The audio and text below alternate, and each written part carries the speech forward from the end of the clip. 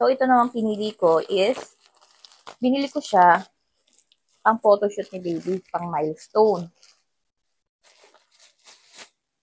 Pero ito is, pwede natin ito pang kumot. So, bumili lang ako ng ganito kasi kailangan ko ng white na tela na kung saan ipambabalot ko dun sa magiging higaan ng anak ko. So, ayan yung tela niya. Ang lambot, Mari!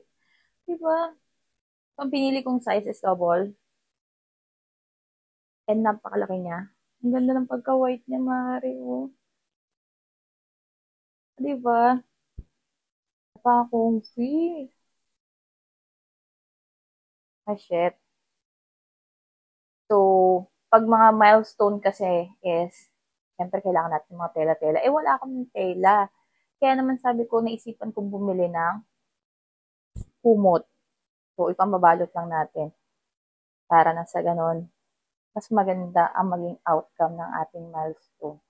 So, saka ko na ipapakita sa inyo yung mga milestone ng baby namin. Sa ngayon, kami muna mag-asawa ang makakita nun. So, we're still enjoying the fact na this second week and preparing kami for the milestone. Siyempre, OA ang person. Kaya naman maagang bumili ang mama niya. Diba, ang ganda. Kung gusto niyo ng ganitong item, guys, you can visit my basket. Ang ganda niya. Nino, napakapulido ng tahi. And, ganda nga rin.